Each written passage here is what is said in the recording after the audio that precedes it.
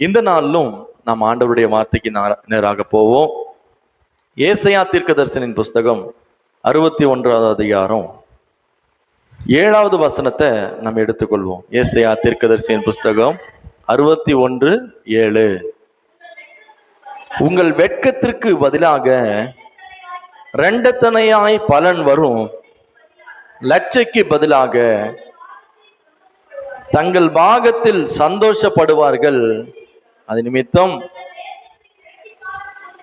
தங்கள் தேசத்திலே இரட்டிப்பான சுதந்திரத்தை அடைவார்கள். நித்திய மகிழ்ச்சி அவர்களுக்கு உண்டாகும். அல்லேலூயா. இந்த 8வது மாதத்திலும் ஆண்டவராகிய கர்த்தர் நமக்கு கொடுக்கிற ஒரு நல்ல வார்த்தை என்ன என்று சொன்னால், உங்கள் வெட்கத்துக்கு பதிலாக 2 மடங்கான பலனை கர்த்தர் நமக்கு கொடுப்பார். ஆமே. இந்த வசனத்துல 4 விதமான ஆசீர்வாதத்தை ஆண்டவர் குறிப்பிட்டு காட்டுகிறார். முதலாவது என்னன்னா, உங்கள் வெட்கத்துக்கு பதிலாக 2 மடங்கு என்ன வரும்? பலன் வரும். அடுத்தது என்ன சொல்றாங்க அப்படின்னா, உங்கள் லட்சை என்று சொன்னால் அவமானம், நிந்தை, இந்த அவமானத்துக்கு பதிலாக கர்த்தர் என்ன செய்யறார் அப்படின்னா, தங்களுடைய பாகத்துல சந்தோஷத்தை கர்த்தர் கொடுக்கிறார். அடுத்ததாக என்ன சொல்றாரு? இரட்டிப்பான சுதந்திரம் அடைவார்கள். 4வது என்ன சொல்றாருன்னா, நித்திய மகிழ்ச்சி. 4 காரியத்தை கர்த்தர் சொல்றார்.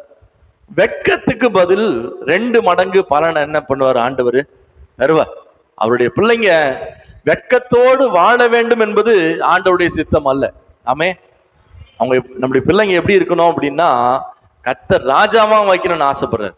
எந்த ஒரு இடத்துலயும் போய் அவங்க தலை குனியணும், அவங்க தாழ்ந்து போனோம்னு ஆண்டவர் என்ன செய்யலைங்க, வைக்கல. தேவனுடைய பிள்ளைங்க எல்லா இடத்துலயுமே அவர்களுடைய தலை உயர்த்தப்பட்டிருக்கணும். நீங்க வேதத்துல வாசித்து பார்க்கும் போது, தேவனை சார்ந்து நிற்கிற ஒருவனும் வெட்கப்பட்டு வந்ததாக வேதத்துல எழுதப்படவே இல்லை. தேவனை சார்ந்து நிற்கிற ஒரு இடத்திலும் கர்த்தர் என்ன செய்யறாருன்னா, அவங்களுடைய தலைகளை உயர்த்துறார். இந்த 8வது மாதம் நம்ம ஒண்ணு விசுவாசிக்கணும். என்னுடைய வெட்கத்துக்கு பதிலாக கர்த்தர் 2 மடங்கு பலனுக்கு கர்த்தர் நிச்சயமா என்ன செய்வாரு? தருவார். 2 மடங்கு பலன் உண்டாகும். நான் வெட்கப்பட்ட இடத்துல, வேதனைகளையும் நிந்தைகளையும் அனுபவித்த இடத்துல, நான் துன்பங்களை சகித்த இடத்துல கர்த்தர் என்ன செய்வார்னா, 2 மடங்கு நீ சந்தோஷத்தை பார்க்கும்படியா, நீ வெட்கப்பட்ட இடத்துல 2 மடங்கு நான் உன்னை ஆசீர்வதிப்பதை அநேகர் பார்க்கும்படியா வைப்பேன் என்று சொல்லுகிறார். அடுத்ததாக அந்த வசனத்துல சொல்லப்படுகிறது, உங்கள் லட்சைக்கு பதிலாக, அவமானத்துக்கு பதிலாக, நிந்தைக்கு பதிலாக என்ன வரும் அப்படின்னா, சந்தோஷம் வரும். ஆமே. அவமானம், நிந்தை இது தொடர்ந்து கொண்டே போகாது. அவமானம் அப்படின்னு ஒண்ணு வந்ததுன்னா அதுக்கு முடிவு ஒண்ணு என்ன பண்ணும்? இருக்கும். ஒரு கண்ணீர் வருதுன்னா அந்த கண்ணீருக்கு ஒரு முடிவு இருக்கும். இந்த உலகத்துல எல்லாத்துக்குமே ஒரு முடிவு இருக்கு. இந்த வசனம் அதுதான் சொல்லுகிறது. உங்கள் லட்சைக்கு பதிலாக கர்த்தர் என்ன தர போறாருன்னா, சந்தோஷத்தை தரப்போகிறார். ஆமே. அவமானத்தையும் நிந்தையும் நம்ம நிறைய சகித்திருப்போம். ஆனால் இப்படிப்பட்ட நேரத்துல நம்ம பார்க்க முடியாத ஒரு காரியம் என்னன்னா, சந்தோஷம். அவமானப்படுறவங்க நினைப்பாங்க, காலம் ஃபுல்லா நம்ம இப்படியே தான் கஷ்டப்பட்டு இருக்கணும், காலம் ஃபுல்லா நம்ம இப்படியே தான் கண்ணீரோடு இருக்கணும், காலமெல்லாம் நம்ம வேதனையோடு இருக்கணும் அப்படின்னு நம்ம நினைக்கிறோம். ஆனா கர்த்தர் ஒரு நாள் இந்த அவமானத்தை எடுத்து போட்டு, இந்த விதமான உபத்திரவத்தை எடுத்து போட்டு என்ன தருவார்னு சொன்னா, சந்தோஷத்தை தர. 3வது என்ன ஆசீர்வாதத்தை அங்க வைத்திருக்கிறார்னா, தேவன் தம்முடைய பிள்ளைகளுடைய எல்லைய விஸ்தாரமாக்குவார். என்ன வசனம் அது? என்ன பகுதினா, தங்கள் தேசத்தில் இரட்டிப்பான சுதந்திரம் அடைவார். இரட்டிப்பான சுதந்திரம் அப்படின்னா என்னன்னா, தங்களுடைய எல்லைகள்ல 2 மடங்கு ஆசீர்வாதம், 2 மடங்கு ஆசீர்வாதம். தங்களுடைய எல்லைகள்ல ஒரு விரிவாக்கம். ஆமே. தங்களுடைய எல்லைகள்ல என்ன ஆண்டவர் தருவாரு? விரிவாக்கத்தை தருவார். நம்ம எல்லையில ஒருவேளை விரிவாக்கத்தை தருவார், நம்ம பக்கத்து வீட்டுல போய் என்ன பண்ணக்கூடாது, கல்ல தூக்கி அங்க போட்டு அவங்க கூட சண்டை போடக்கூடாது. ஆண்டவர் எனக்கு விரிவாக்கத்தை தருவாரு அப்படின்னு சொல்லி. அதுக்காக ஆண்டவர் சொல்லல, நான் உன்னுடைய எல்லைகளை பெருக பண்ணுவேன். ஆபிரகாமுக்கு ஆண்டவர் சொன்ன, நான் உன்னை பெருகவே. அப்பனா ஆபிரகாமா போயிட்டு தேசத்தை முழுவதும் என்ன பண்ணல, மடக்கி போடல. ஆபிரகாமுக்கு ஆண்டவர் சொன்ன, நான் உன்னை பெருக பண்ணுவேன்னு. ஆண்டவர் தான் ஆபிரகாமுடைய எல்லைகளை கர்த்தர் என்ன செய்தார்னா பெருக பண்ணுகிறார்.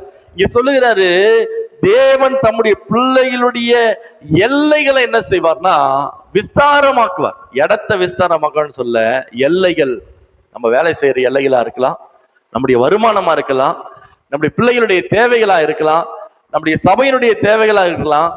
எந்த காரியமா இருந்தாலும் அதுல ஒரு குறைவு இருந்திருக்கலாம். ஆனால் ஆண்டவருடைய வசனம் சொல்லுகிறது, அதை நான் என்ன செய்ய போகிறேன்னா விரிவாக்க போகிறேன். ஆமே, எத்தனை பேர் நம்புறோம்? கர்த்தர் விரிவாக மாத்துவார், நிச்சயமா மாத்துவார். அவரை நம்பி அவருடைய சமூகத்தை தேடி இந்த வசனம் எனக்கு விசுவாசமா இந்த வசனத்தின்படியே நான் ஏற்றுக்கொள்ளுகிறேன் அப்படின்னா கர்த்தர் நிச்சயமா என்ன செய்வாரு? மாத்துவார். நீங்க நிறைய டைம் பாத்தீங்கன்னா இந்த பாஸ்டர்ஸ் மீட்டிங் எங்க கூப்பிட்டாலும் நான் போகவே மாட்டேன். இப்போ கூட ரமேஷ் அண்ணன் கூட சீர்காழி போயிட்டு வந்தேன். எங்க கூப்பிட்டாலும் நான் வெறும் பாட்டு மட்டும் பாடிட்டு வரேனே தவிர அங்க ஒர்ஷிப் பண்ண மாட்டேன், இல்ல மெசேஜ் கொடுங்க கொடுக்க மாட்டேன். ஏன் அப்படின்னா பாஸ்டர்ஸ் மீட்டிங்ல எவ்வளவு பேசினாலும் நீ என்னன்னா சொல்லு, எனக்கு என்ன வந்து என்ன பண்ணுவாங்க, உட்காந்துட்டே இருப்பாங்க. நீ எவ்வளவு வேணா பேசு, எனக்கு தெரியாத பைபிளா, எனக்கு தெரியாத வசனமா, இப்படியே இருப்பாங்க. எந்த ஒரு ஆக்ஷனுமே இருக்காது. அதனால தயவு செய்து பாஸ்டர்ஸ் மீட்டிங் மட்டும் என்ன பண்ணாதீங்க, என்னை எதுக்கும் விடாதீங்க. நீங்க நட் ரோட்ல இறக்கி விட்டா கூட நான் பேசுவேன். ஆனா பாஸ்டர்ஸ் மீட்டிங்ல மட்டும் என்ன பண்ண முடியாது, பேச முடியாது. நான் எதுக்கு சொல்றேன் அப்படின்னா, இந்த வசனத்தை எல்லாருக்கும் ஒரே வசனம் தான். பெரிய பரிசுத்தவான்களுக்கும் ஒரே பைபிள் தான், நேற்று ரட்சிக்கப்பட்ட விசுவாசிக்கும் ஒரே பைபிள் தான், நாளைக்கு ரட்சிக்கப்பட போகிற ஒரு மனுஷனுக்கும் இதே பைபிள் தான். இப்போ இந்த வசனம் விசுவாசிக்கணும். தேவன் தம்முடைய பிள்ளைகளுடைய எல்லைகளை விரிவாக்குவார் அப்படின்னா என்னத்தை விரிவாக்கி என்ன பண்ணுவார்? என்ன பண்ணுவார்? அவருக்குன்னு ஒரு நேரம் இருக்கு, அவருக்குன்னு ஒரு காலம் இருக்கு, அவருக்குன்னு ஒரு சமயம் இருக்கு. அந்த சமயத்துல தேவன் தம்முடைய எல்லைகளை நிச்சயமாக விரிவாக்குவார். நிச்சயமாக இந்த வசனத்தை விசுவாசித்து நம்பிக்கையோடு காத்திருக்கிற ஒவ்வொருத்தருடைய எல்லைகளையும் கர்த்தர் நிச்சயமா விரிவாக மாற்றுவார். அடுத்தது சொல்லப்படுகிறது, அவர் நித்திய மகிழ்ச்சி அவர்களுக்கு உண்டா இருக்குமா. இந்த வசனம் எப்படி முடியுதுன்னா, நித்திய மகிழ்ச்சி அப்படின்னா அனுதினமும் நிறைவான சந்தோஷம். நித்திய மகிழ்ச்சினா ஒரு நாளும் அந்த சந்தோஷத்துல என்ன இல்லை அப்படின்னா குறைவில்லை. ஆமே, நமக்கு ஒரு 10,000 ரூபாய் கொடுத்துட்டாங்கன்னே உடனே என்ன வருது? எத்தனை நாளைக்கு அந்த சந்தோஷம் வரும்? 10 நாள் தாங்குமா? ஒருத்தர் ஒரு 1000 ரூபாய் கொடுத்துட்டாங்கன்னா உடனே ஒரு சந்தோஷம் வருது. இத உலக பொருள்ல இருக்கிற சந்தோஷம் கொஞ்ச நேரம். ஒரு பைக் வாங்கிட்டா ஒரு சந்தோஷம், ஒரு கார் வாங்கிட்டா, இதெல்லாம் கொஞ்ச நேரம். ஆனா நம்முடைய தேவன் கொடுக்கிற மகிழ்ச்சி எப்படிப்பட்டதுன்னா நித்திய மகிழ்ச்சி. அந்த மகிழ்ச்சி இன்னைக்கு நேத்து நாளைக்கு இல்ல, நாம் அவரோடு கூட போய் சேருகிற வரைக்கும் அந்த மகிழ்ச்சிக்கு ஒரு நாள் குறைவே இருக்காது. எத்தனை பேர் நம்புறோம்? ஆமே. இப்போ வெட்கத்துக்கு பதிலாக கர்த்தர் 2 மடங்கு என்ன செய்யறாருன்னா பலனை தருவார். அவமானத்தை கர்த்தர் என்ன செய்வார்னா சந்தோஷமா மாற்றுவார். அடுத்து என்ன சொன்னேன்? தேவன் தம்முடைய பிள்ளைகளுடைய எல்லைகளை விரிவாக மாற்றுவார். அடுத்தது நிரந்தரமான மகிழ்ச்சிய கர்த்தர் நமக்காக வைத்திருக்கிறார். நம்ம எப்படி இருக்கணும்னு கர்த்தர் ஆசைப்பட்டார்னா, நான் கண்ணீரோடு உபத்திரவத்தோடு இருக்கணும்னு ஆசைப்படல, நான் சந்தோஷமா மாறணும், நான் சந்தோஷமா வாழணும். நீங்க ஆதாமை குறித்து வேதத்துல நம்ம வாசித்து பார்க்கிறோம். ஆதாமை கர்த்தர் உண்டாக்கி அந்த தோட்டத்துல 4 நதிகள் ஓடும்படியாக வச்சு, அந்த ஏதேன் தோட்டத்துல 2 பேருக்கு 4 நதி என்ன பண்ணுதான் ஓடுது. அதை சுத்திலும் மரங்கள் இருக்கு, கனிகள் இருக்கு, எல்லாத்தையும் நீ புசி ஆண்டு கொள்ளு. நீ என்ன பண்ண, ஒரு வேலையை செய்யாத, சந்தோஷமா என்ன பண்ணு இரு. ஆண்டவர் வச்சது என்னது? நீ ஒண்ணு செய்யாத, சந்தோஷமா சுத்து. உனக்காக ஜோனா நான் வந்தேன்னா பிச்சிரும் உன்ன. எப்படி அடிப்பனே தெரியாது. சந்தோஷமா இரு. 4 நதி ஓடிக்கொண்டிருக்கிறது, கனிகள் இருக்கு, நீ சாப்பிடு, தண்ணியை யூஸ் பண்ணு, சந்தோஷமா இரு. உனக்கு எந்த நாளும் குறைவில்லை. தினந்தோறும் நான் வரேன், சந்தோஷமா பேசலாம், இப்படிதான் இருக்கலாம்னு ஆண்டவர் வச்சார். ஆனா நடந்தது என்ன? சத்ருனுடைய தந்திரத்தினால அந்த தோட்டத்துல இவங்க சாபத்தை பெற்றுக்கொண்டு இது நிமித்தம் எப்படி மாறிட்டாங்க அப்படின்னா, ஆண்டவர் சாபத்தை கொடுக்கிறார். நீ பகல்ல வெயில்ல வேலை செஞ்சு நீ விதைப்ப, உனக்கு என்ன வரும்? முள்ளும் கருக்கந்தான் விளைவிக்கும், அது வரும். பகல் ஃபுல்லா வேர்வை என்ன பண்ணுவ? அனுபவிப்ப. நீ பகலெல்லாம் உழைக்கிற பாருங்க, ஓடி ஓடி ஓடி உழைச்சி வேர்வை சிந்தி நைட்டு 11 மணிக்கு தான் வீட்டுக்கு வந்து சேர்றோம். திரும்ப காலையில எத்தனை மணிக்கு எழுந்துக்கிறோம்? 6 மணிக்கு எழுந்து உழைக்கிறோம். பகலெல்லாம் ஓடுறோம் ஓடுறோம் ஓடுறோம், ஓடிக்கிட்டே இருக்கோம். சாபம் இது. என்னது? ஆண்டவர் கொடுத்த சாபம். ஆனா ஆண்டவர் நம்மளை அப்படி வைக்கல. அந்த பெண்ணுக்கு ஆண்டவர் ஏவாளுக்கு சொன்னாரு, அந்த அம்மாவுக்கு, நீ பிள்ளையை பெறும் போது உன்னுடைய பிரசவ வேதனை என்ன பண்ணும், அதிகமா இருக்கும். நீ வேதனைப்பட்டு தான் பிரசவிப்ப. இன்னை வரைக்கும் அந்த சாபம் என்ன பண்ணுது, தொடருது. ஆண்டவர் எப்படி வச்சாரு, சந்தோஷமா இருங்க, மகிழ்ச்சியா இருங்க, உங்களுக்காக நதிகள் இருக்கு, கனிகள் இருக்கு, இந்த தோட்டமே உங்களுக்கு தான், நீ இந்த தோட்டத்துல உலாவி கொண்டிருக்கலாம். ஆனா மனுஷன் தன்னுடைய எல்லா விதமான சந்தோஷத்தை விட்டு அழிவுக்கு நேராக ஓடினான். ஆனா கர்த்தர் இந்த அழிவிலிருந்து மனுஷனை மீட்டு, இந்த இக்கட்டில இருந்து மனுஷனை மீட்டு எங்க கொண்டு வரணும்னு ஆசைப்படுறாருன்னா, அவர் வைத்திருக்கிற நிரந்தரமான மகிழ்ச்சிக்கு. ஏசாயா தீர்க்கதரிசியின் புஸ்தகம் 61:3 நீங்க வாசித்து பார்க்கும்போது அந்த வசனம் சொல்லுகிறது, சீயோனிலே துயரப்பட்டவர்களை சீர்படுத்துவோம் சொல்றாரு. துயரப்பட்டவர்களை ஆண்டவர் என்ன செய்யறாருன்னா சீர்படுத்துறார். அவங்க வேதனையோடு இருக்கிறாங்கன்னா அந்த வேதனையின் நடுவில் ஆண்டவர் அவங்களை வைக்க விரும்பவில்லை. அவங்களை எதை எப்படி மாத்துறாருன்னா அந்த துயரத்தை மாற்ற. துயரம் மாறும் போது என்ன வருது அப்படின்னா சந்தோஷம் வருது. துயரம் மாறும் போது என்ன வருது, அவங்களுடைய வெக்கம் மூடப்பட்டு நிறைவான ஆசீர்வாதம் வருது. துயரம் மாறும் போது என்ன வருது அப்படின்னா அவங்களுக்குள்ள ஆட்டோமேட்டிக்கா மகிழ்ச்சி வருது. துயரப்பட்டவங்களை தீர்ப்படுத்தி அவங்களுக்கு சாம்பலுக்கு பதிலாக என்னத்தை கொடுக்கிறாரு, சிங்காரத்தை கொடுக்கிறாரு.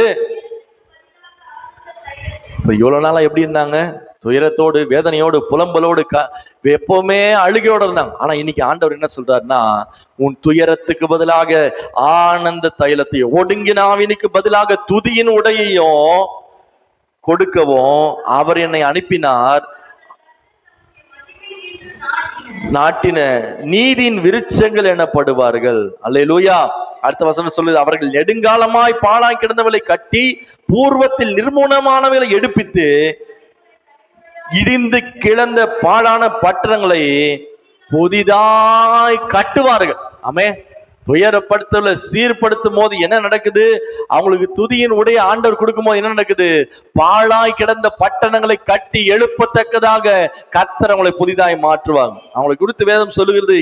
அவங்க எப்படி மாறுவாங்க அப்படின்னா அந்த வசனம் சொல்லுகிறது, நீதியின் விருட்சங்களை போல. அவங்க எப்படி இருப்பாங்க, நீதியின் மகிமைக்கென்று கர்த்தர் வைத்த நீதியின் விருட்சங்களாய் கர்த்தர் மாற்றுவார். ஆமே. நம்ம தேவன் எப்படி வைக்கிறார் நம்மள அப்படின்னா வெட்கத்தோடு வைக்கல, கண்ணீரோடு வைக்கல, நம்மளை ஆனந்தமா வைக்கணும்னு ஆசைப்படுறார். நீங்க சங்கீதக்காரனாகிய தாவீது சொல்லுகிறார், சங்கீதம் 22:5 நீங்க வாசிக்கும் பொழுது அங்க தாவீது சொல்லுகிறார் பாருங்க, உம்மை நோக்கி கூப்பிட்டு உம்மை நம்பி என்ன செய்யலன்னா வெட்கப்பட்டு போகாது இருக்கிறாங்க. தாவீது சொல்ற உம்மை நோக்கி கூப்பிட்டு தப்பிக்கிறாங்க. அவங்க என்ன பண்ணலன்னா உம்மை நம்பி இருந்ததுனால வெட்கப்பட்டு போகல. அவருக்கு நல்லா தெரியும், கர்த்தரை நோக்கி கூப்பிட்டா நம்முடைய வெட்கத்தை மாற்ற அவராலே முடியும். ஆமே. கர்த்தரை நோக்கி கூப்பிட்டா நம்முடைய கண்ணீரை மாற்ற அவராலே முடியும். அதெல்லாம் சொல்றாரு, உம்மை நோக்கி உம்மை நம்பி வெட்கப்படாம இருந்தாங்க. உண்மைதான் நம்பி இருக்காங்க, ஒவ்வொரு நாள் நம்பி இருக்கிறாங்க, ஒவ்வொரு நிமிஷமும் நம்பி இருக்கிறாங்க, ஒவ்வொரு நொடி பொழுது நம்பி இருக்கிறாங்க. ஆண்டவரே நீர் எங்களுக்கு உதவி செய்யும், நீர் எங்களுக்கு உதவி செய்ய நம்பி இருக்கிறாங்க. உண்மை நோக்கி கூப்பிட்டுறான், உண்மை நம்பியே அமர்ந்திருக்கிறோம். நாங்க இதுவரைக்கும் என்ன பண்ணலன்னா வெட்கப்பட்டு போகல. எத்தனை சூழ்நிலைகளை தாண்டி வந்தாலும், எத்தனை கண்ணீரின் பாதையிலே உபத்திரத்தின் பாதையிலே கடந்து வந்தாலும் கர்த்தர் எங்களை வெட்கப்பட்டு போகும்படி நிச்சயமாக விடுகிறவர் அல்ல. ஆமே. நீங்க 34வது சங்கீதம் 5ஆம் வசனத்தை நீங்க வாசிக்கும் வசனம் சொல்லுகிறது, அவர்கள் அவரை நோக்கி பார்த்து பிரகாசம் அடைந்தார்கள், அவர்கள் முகங்கள் வெட்கப்படவில்லை என்று வேதம் தெளிவாக சொல்லுகிறது. யாரெல்லாம் கர்த்தரை நோக்கி பார்க்கிறோமோ நம்முடைய வாழ்க்கையில வெட்கம் அடையாதுங்க. நான் கர்த்தரை பார்க்க மாட்டேன், நான் கர்த்தருடைய முகத்தை தேட மாட்டேன், நான் கர்த்தரை இன்னும் பின்பாக தான் தேடுவேன் அப்படின்னா நம்ம நாளுக்கு நாள் என்ன செய்வோம் அப்படின்னா கொஞ்சம் கொஞ்சமா நமக்கு தெரியாமலே நிறைய வேதனைகளை அனுபவிப்போம். கொஞ்சம் கொஞ்சமா நமக்கு தெரியாமலே நிறைய பாதையில கர்த்தர் நமக்கு அனுமதிப்பார். ஆமே. ஏன் அனுமதிக்கிறாரு, நீ கர்த்தரை தேடுனா உன் முகம் என்ன ஆகாது, வெட்கப்படாது. கர்த்தரை தேடுனா உனக்கு ஒரு நாளும் எந்த பிரச்சனையும் வராது. கர்த்தரை தேடுனா ஒரு நாளும் உங்களுக்கு குறை வராது. நீங்க யோவேல் தீர்க்கதரிசியின் புஸ்தகம் 2வது அதிகாரம் 27வது வசனத்தை நீ எடுத்து வாசிக்கும் பொழுது, யோவேல் 2:27 வாசிக்கும் பொழுது, நான் இஸ்ரவேல் நடுவில் இருக்கிறவர் என்றும் நானே உங்கள் தேவனாகிய அறிந்து கொள்வீர்கள், என் ஜனங்கள் ஒருபோதும் என்ன பண்ணலையா? நான் எங்க இருக்கிறேன்னா இஸ்ரவேலின் நடுவில, என் ஜனங்களுடைய நடுவில நான் இருக்கிறேன். நான் தான் இருக்கிறேன், வேறு ஒருவர் என்ன பண்ணல இல்ல. நம்ம விசுவாசிக்கிறோம். என் நடுவுல யார் இருக்கிறது? கர்த்தர் இருக்கிறார். என் நடுவுல எவ்வளவு பெரிய விஷயம் வந்தாலும், என் நடுவுல எவ்வளவு ஆஸ்திகள் வந்தாலும், எவ்வளவு செல்வங்கள் வந்தாலும், யார் வந்தாலும், என் நடுவிலே, என் குடும்பத்தினுடைய நடுவிலே இஸ்ரவேலின் தேவனாகிய கர்த்தர் இருக்கிறார். அவர் இருப்பதினால நான் ஒரு நாளும் வெட்கப்பட்டு போவதே இல்லை. எத்தனை பேர் நம்புறோம்? இந்த குடும்பத்துல, பிள்ளைகள் மத்தியில, பிள்ளைகளுக்கு நடுவில, எல்லா சூழ்நிலைகள் நடுவிலும் கர்த்தர் இருக்கிறார். நான் வெட்கப்படும்படி அநேக காரியங்கள் நடந்திருக்கலாம், ஆனால் கர்த்தர் ஒரு நாளும் அந்த வெட்கத்தை என்ன செய்யலன்னா அனுமதிக்கல. நீங்க 1 சாமுவேல் 2வது அதிகாரம் 1வது வசனத்தை நீங்க எடுத்து வாசிக்கும் பொழுது, இங்க ஒரு சகோதரி வந்து சொல்றாங்க பாருங்க, அவங்க வந்து சந்தோஷப்பட்டு களி கூறுறாங்க. 2:1 1 சாமுவேல் 2:1. இதுதான் நம்ம கவனிக்கணும். என் இருதயம் கர்த்தருக்குள் என்ன பண்ணுது? களி கூறுகிறதா. என் கொம்பு கர்த்தருக்குள் உயர்ந்திருக்கிறது.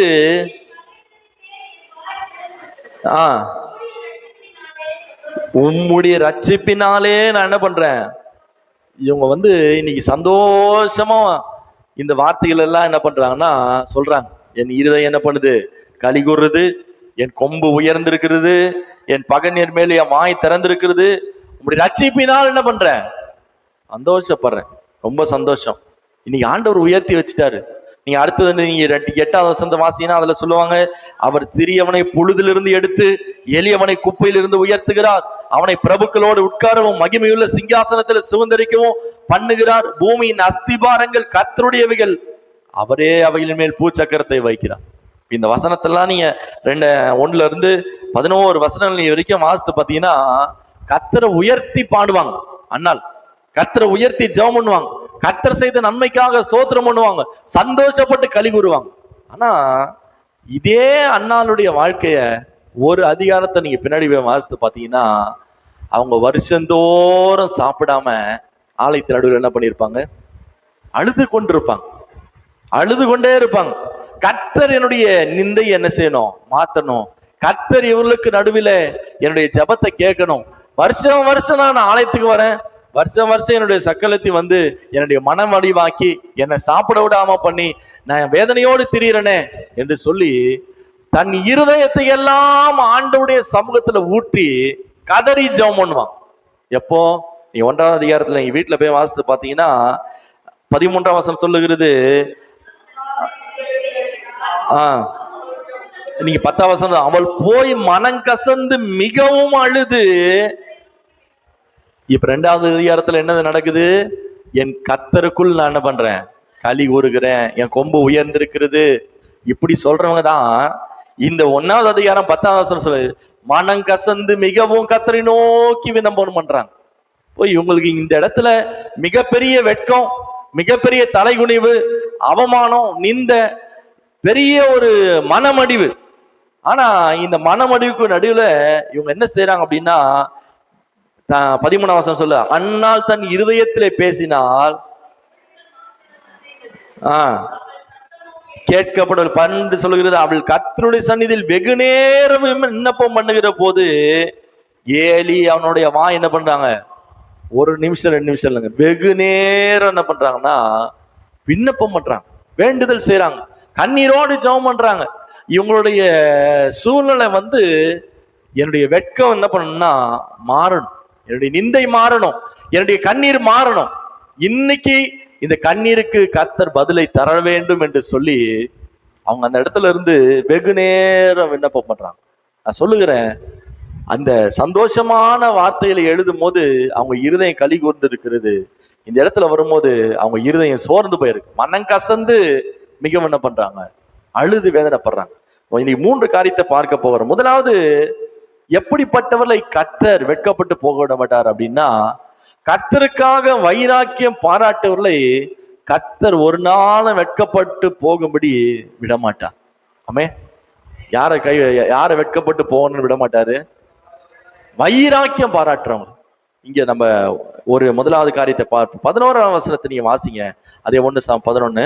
சேனைகளின் கர்த்தாவே, தேவரீ அடியாளின் சிறுமையை கண்ணோக்கி பார்த்து உங்களுடைய அடியாளை மறவாமல் நினைந்தருளி அடியாளுக்கு ஒரு ஆண் பிள்ளையை கொடுத்தால் அவன் உயிரோடு இருக்கும் சகல நாளும் நான் அவனை கர்த்தருக்கு ஒப்பு கொடுப்பேன்.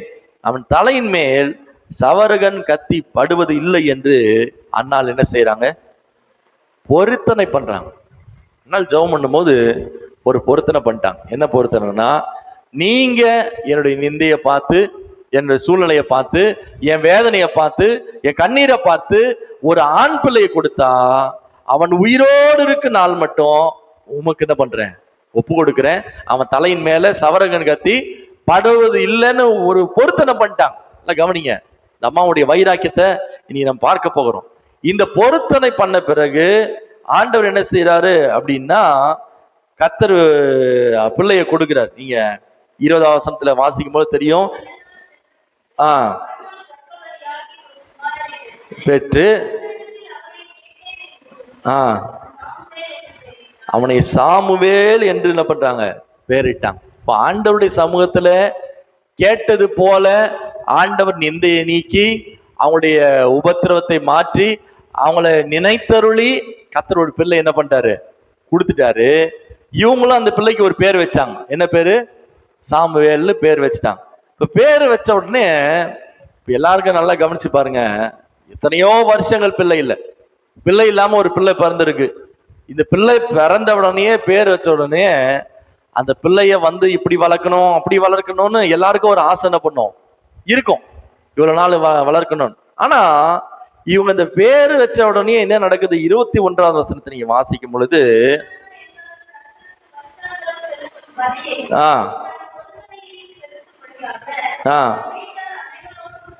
அனைவரோடு கூட போனான்.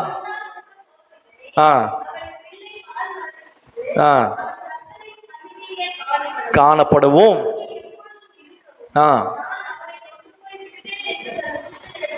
சொன்னான். 24ஆம் வசனத்தை வாசிங்க. நல்ல பொறுமையா வாசி. அவள் அவனை பால் மறக்க பண்ணின பின்பு மாவையும் எடுத்துக்கொண்டு அவனையும் கூட்டிக் கொண்டு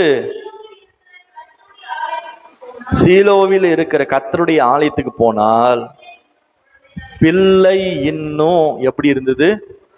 இததான் கவனிக்கணும். பிள்ளை இன்னும் எப்படி இருந்தது? குழந்தையா இருக்கு. இப்போ இந்த வீட்டுல இருந்த எல்கானா கிட்ட அவங்க வீட்டுக்காரர்கிட்ட கேட்கும் போது அவர் ஒன்னே ஒன்னு ஐடியா மட்டும் சொல்லிட்டாரு, நீ என்ன வேணா பண்ணு, ஆனா பிள்ளைக்கு பால் மறக்க மட்டும் என்ன பண்ணிடு, இப்பவே கொண்டு போய் விட்டுறாத, பால் மறக்க பண்ணி கொண்டு போய் என்ன பண்ணு, ஆலயத்துக்கு விட்டுருன்னு போயிட்டாரு. இந்த அம்மாவுக்கு ஆண்டவர் பிள்ளைய கொடுத்த உடனே எல்லாரும் என்ன சொல்லியிருப்பாங்க அப்படின்னா, ஆலயத்துக்கு கொண்டு போய் விடுறேன்னு உடனே எல்லாரும் என்ன சொல்லியிருப்பாங்க, உனக்கு என்ன பைத்தியம் பிடிச்சிருச்சா? ஆண்டவர் இத்தனை வருஷம் கழிச்சு பிள்ளைய கொடுத்தாரு, இந்த பிள்ளையை நீ நல்லா வளர்த்துட்டு அவன் ஒரு நல்ல வாலிப வயசு ஆகும் போது, இல்ல ஒரு 15 வயசு ஆகும் போது அப்ப கொண்டு போய் என்ன பண்ணலாம், ஆலயத்துக்கு விடலாம். அப்ப அவன் ஆலயத்துல வேலை செய்வான், அப்ப அவன் ஆலயத்துல தங்கி இருக்கட்டும், உயிரோடு இருக்கிற நாள் வரைக்கும் ஆண்டவருடைய ஆலயத்துல இருக்கட்டும், கொஞ்ச நாள் நீ என்ன பண்ண வீட்டுல வச்சுக்க. எல்லாரும் சொல்லியிருப்பாங்க, வீட்டுல இருந்த எல்லாரும் என்ன பண்ணிருப்பாங்க, கண்டிப்பா சொல்லியிருப்பாங்க. இப்படி பிறந்த உடனே கொண்டு போய் பால் மறந்த குழந்தைய கொண்டு போய் ஆலயத்துல விடணும்ன்றியே, உனக்கு என்ன பைத்தியமா, உனக்கு என்ன ஏதாவது ஆயிடுச்சா, இப்படிலாம் பேசியிருப்பாங்க. ஆனா அண்ணா தன் பொருத்தனையில மிகுந்த வைராக்கியமா இருந்தாங்க. ஆமே, அவங்க பொருத்தனை பண்ணாங்க. பிள்ளை பிறந்த உடனே நான் கொண்டு போய் என்ன பண்ணுவேன், ஆலயத்துல ஒரு குமாரனை கொடுத்தா நான் உங்களுக்கு கொடுக்குறேன்னு சொன்னாங்க. ஆனா எப்போ கொடுக்குறேன்னு என்ன பண்ணல, இந்த வயசுல கொடுக்குறேன்னுலாம் சொல்ல, ஒரு பிள்ளைய கொடுத்தா நான் அதை உங்களுக்கு கொடுக்குறேன்னாங்க. நடந்தது என்னன்னா, அவங்க கொடுக்குறேன்னு சொன்னாங்க பாருங்க, அந்த கொடுப்பதுல அவங்க மிகுந்த பக்தி வைராக்கியமா இருந்தாங்க. பிள்ளை இன்னும் குழந்தையா இருக்கும் போது அண்ணால் வைராக்கியமா கொண்டு போய் ஆண்டவருடைய ஆலயத்தில் நிப்பாட்டிட்டு வந்தாங்க. ஆமே, கர்த்தர் இதை பார்த்தார். இதை பார்த்ததுனாலதான் நீங்க அடுத்த வசனம் 2ஆவது அதிகாரத்துல நீங்க வாசிக்கும் பொழுது அதுல சொல்லப்படுகிறது, அண்ணாளுக்கு கர்த்தர் திரும்ப அண்ணாளை கடாட்சித்தார். 21ஆம் வசனம் 2:21.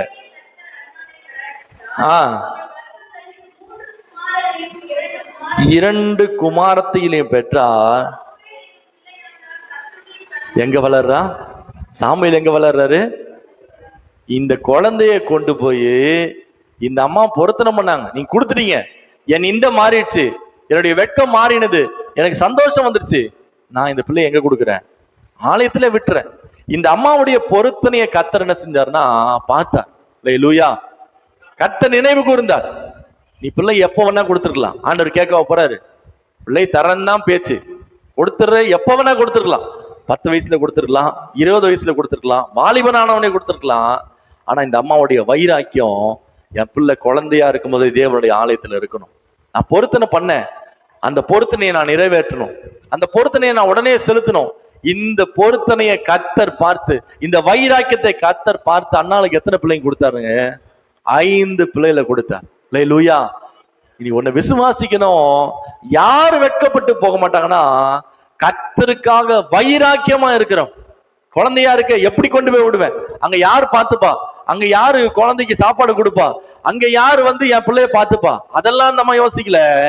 என் பிள்ளை கர்த்தருக்கு இடத்துல கேட்டேன், அந்த பிள்ளையை கர்த்தருக்காக கொடுத்துட்டேன். அவன் குழந்தையா இருக்கட்டும், எப்படி வேணா இருக்கட்டும், கர்த்தர் அவனை நடத்துவார். வசனம் சொல்லுகிறது, வருஷம் வருஷம் அந்த அம்மா போகும்போது ஒரே ஒரு சட்டையை மட்டும் தைச்சு என்ன பண்ணுவாங்களாம், எடுத்துட்டு போவாங்களாம். ஒரு சட்டை மட்டும் தான் எடுத்துட்டு போவாங்க. அப்ப அந்த பிள்ளைக்கு எவ்வளவு தேவைகள் இருந்திருக்கும், எவ்வளவு எதிர்பார்ப்பு இருந்திருக்கும். ஆனா ஒன்னே ஒண்ணு தெரியும், என் பிள்ளைய கர்த்தர் நடத்துவா. என் பிள்ளை ஆண்டவருடைய ஆலயத்துல ஆசீர்வாதம் மட்டும் வளருமா. நடந்தது என்ன அப்படின்னா, நீ வீட்டுல போய் பொறுமையா வாசித்து பாருங்க.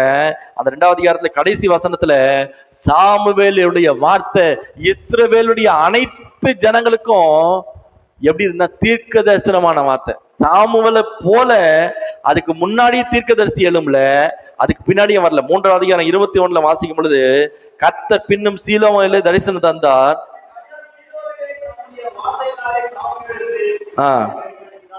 இல்ல 19, சாமுவேல் வளர்ந்தான், கர்த்தர்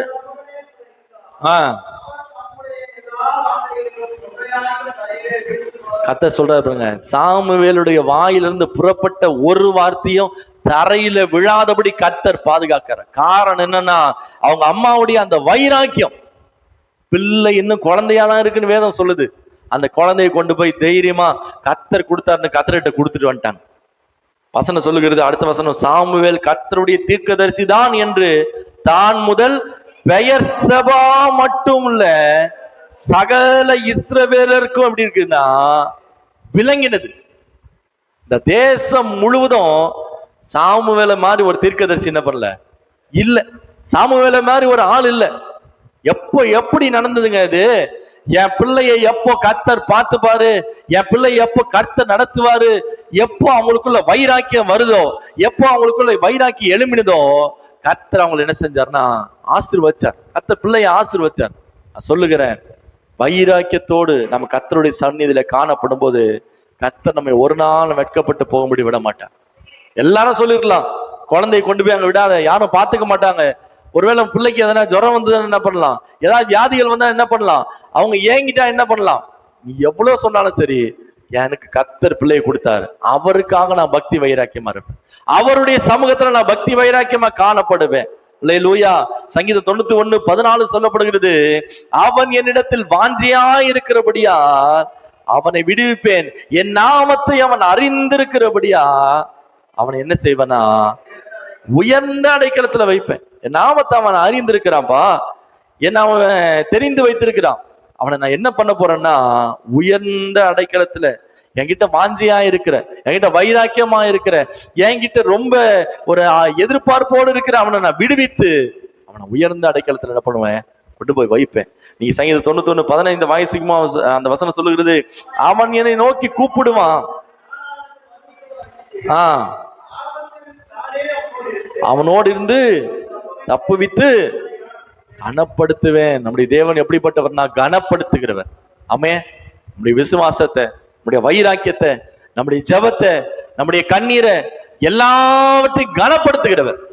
எல்லாம் அண்ணால் 2வது அதிகாரத்துல சொல்லுகிறாங்க, கர்த்தருக்குள் நான் களி கூறுகிறேன், என் கொம்பு உயர்ந்திருக்கிறது, நான் சந்தோஷப்படுகிறேன், நான் பூரிக்கிறேன். அவர் சிறியவனை புழுதிலிருந்து எடுத்து எளியவனை குப்பையிலிருந்து உயர்த்துகிறார்.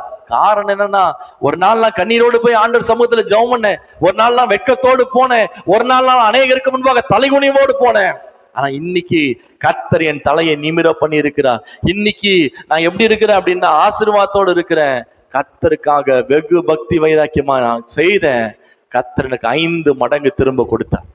ஒரு பிள்ளையை கொண்டு போய் கொடுத்தேன், எந்த வேணா நடக்கட்டும் கொடுத்துட்டேன், வைராக்கியமா கொடுத்துட்டேன். ஆனா கர்த்தர் 5 மடங்கு ஆசீர்வாதத்தை கொடுத்தார். ஆமே. ரெண்டாவது நம்ம ஒரு காரியத்தை பார்ப்போம். ரெண்டாவது, கர்த்தர் மேல் அதிகமான நம்பிக்கை வைக்கிறவங்க ஒரு நாளும் வெட்கப்பட்டு போக மாட்டாங்க. எப்படி இருக்கணும்? நம்பிக்கை இருக்கு, அதிகமான நம்பிக்கை இருக்கு, விசுவாசம் இருக்கு, உறுதியான விசுவாசம் இருக்கு, ஜெபம் இருக்குது, விழித்திருந்து ஜெபிக்கிறது இருக்கு. அப்ப எல்லாத்துலயுமே பொறுமை இருக்கு, நீடிய பொறுமை இருக்கு. அப்ப எல்லாத்துக்குமே இன்னொரு ஸ்ட்ராங்கான ஒரு பதில் இருக்கு. இப்போ நம்பிக்கை இருக்கு, உறுதியான நம்பிக்கைன்னு ஒண்ணு இருக்கு.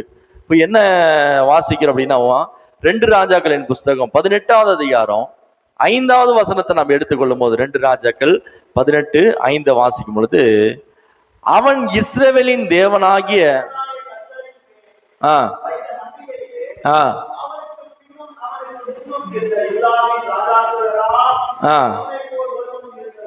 ஒருவன் இருந்ததில்லை.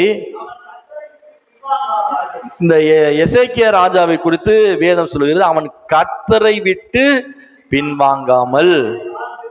யார சார்ந்திருக்கிறாரு? கர்த்தரை சார்ந்திருந்து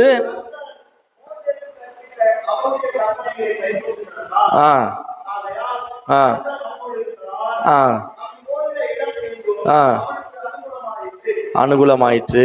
நீங்க இதுல வாசிக்கும் பொழுது 4 சொல்லப்படுது, அவன் மேடைகளை அகற்றி சிலைகளை தகர்த்து விக்கிரக தோப்புகளை வெட்டி மோசே பண்ணியிருந்த வெண்கல சர்பத்தை உடைத்து போட்டான்.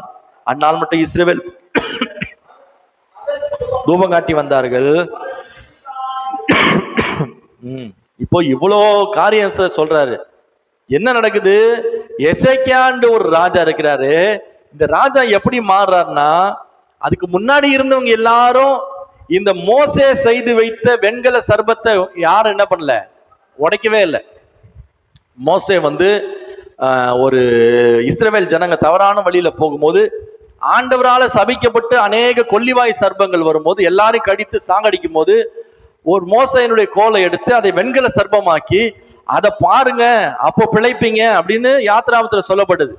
இந்த வெண்கல சர்பத்தை இதுவரைக்கும் வந்த ராஜாக்கள் யாரும் என்ன பண்ணல, உடைக்கல. அந்த வெண்கல சர்பம் அப்படியே இருக்குது. அதுக்கு எல்லாரும் என்ன செய்யறாங்க, ஆண்டவர் உண்டாக்கின சர்பம், அதை பார்த்ததுனாலதான் நம்ம உயிரோடு இருக்கிறோன்னு சொல்லி அதுக்கு என்ன பண்றாங்கன்னா தூபம் காட்டி வராங்க.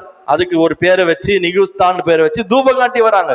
ஆனா இந்த ராஜா எப்படி மாறிட்டார்னா, இஸ்ரவேலின் தேவனாகிய கர்த்தர் மேல் நம்பிக்கை வைத்தது, கர்த்தர் மேல் வைத்த நம்பிக்கையினாலே அவனுக்கு பின்னும் அவனுக்கு முன்னும் யூதாவின் ராஜாக்கள் எல்லாம் அவனை போல ஒருவனும் என்ன பண்ணலையா, அவனுடைய நம்பிக்கை மாதிரி, அவன் கர்த்தர் மேல வச்ச நம்பிக்கை மாதிரி. அதுக்கு முன்னாடியே இல்லையா ராஜா, அதுக்கு பின்னாடியும். அதுக்கு பின்னாடி சாலமோன் வந்திருக்கிறாரு, தாவீது.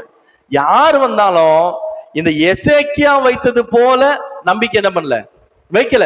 அவன் கர்த்தரை விட்டு பின்வாங்காமல் அவரையே என்ன பண்றான், சார்ந்திருந்து கர்த்தர் மோசேக்கு கொடுத்த கற்பனையின்படியே நடந்து வருகிறார். இவருடைய நம்பிக்கைக்கு என்ன இல்ல, அளவே இல்லை. கர்த்தரே சொல்றாரு, முன்னாடியே இல்ல பின்னாடியும் இல்ல. அவ்வளோ நம்பிக்கை என் மேல, அவ்வளோ ஒரு பற்றுதல், அவ்வளோ சார்ந்து இருக்கிறார். நடந்தது என்ன? 20வது அதிகாரம் 2 ராஜாக்கள் 20:1 நீங்க வாசிக்கும் பொழுது, அப்போ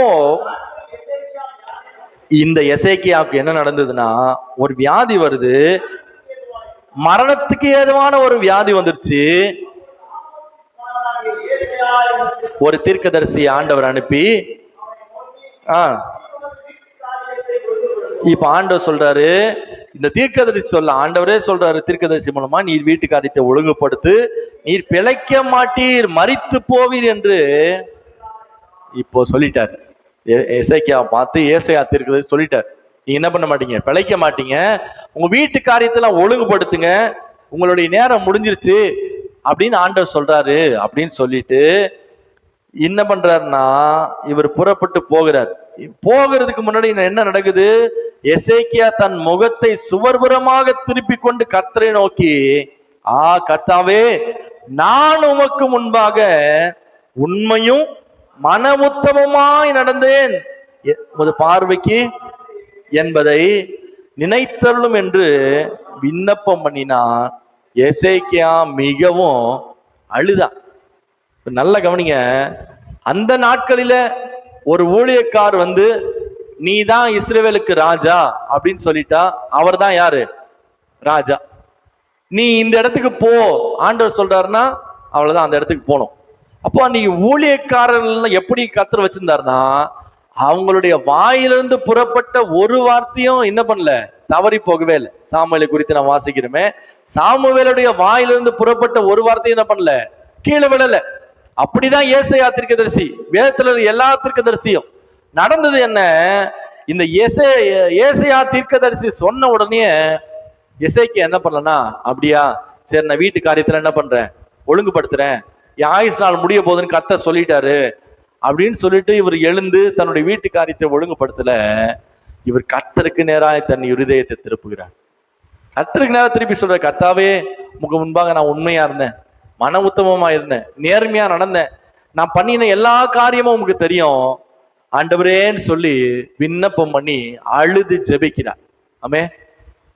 தீர்க்கதரிசி சொன்ன உடனே இதுதான் முடிவுன்னு அவர் எடுக்கல, கர்த்தர் மேல இன்னும் அதிகமா நம்பிக்கை வச்சார். ஆமே. கர்த்தர் நிச்சயமா இந்த காரியத்தை என்ன பண்ணுவாரு, கர்த்தர் சொல்லிட்டாரு, மாத்த மாட்டாரு, அவ்வளவுதான் அப்படின்னு முடிவு எடுக்கல. நான் ஜெபம் பண்ணா, நான் அழுதா கர்த்தர் இந்த காரியத்தை மாறுதலாய் மாற்றுவார் என்று எசேக்கியா ராஜா தன்னுடைய இருதயத்துல அதிகமான நம்பிக்கை வச்சிருந்தார். அவருக்கு நல்லா தெரியும், நான் ஜெபம் பண்ணா, நான் ஆண்டவர்கிட்ட கேட்டா, நான் ஆண்டவர் விட்டு ஒரு நாளும் விலகி போல, ஆண்டவர் மேல நம்பிக்கை அசைக்க முடியாத அளவு நம்பிக்கை வச்சிருக்கிறேன், நிச்சயமா மாத்துவார். நடந்ததுன்னு அடுத்த வசனத்தை நீங்க வாசிங்க. ஏசாயா தீர்க்கதரிசி பாதி முற்றத்தை விட்டு அப்புறம் போகிறதுக்கு முன்னே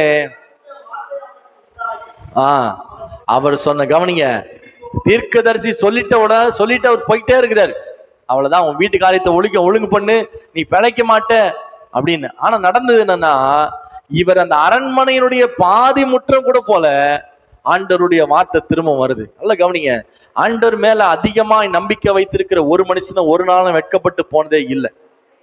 சொல்லிட்டாரு, தீர்க்கதரிசி சொல்லிட்டாரு, அவ்வளவுதான் என் லைஃப் முடிஞ்சிருச்சுன்னு இவர் அமைதியா இருந்திருந்தா ஒருவேளை அவர் மரித்து போயிருப்பாரு.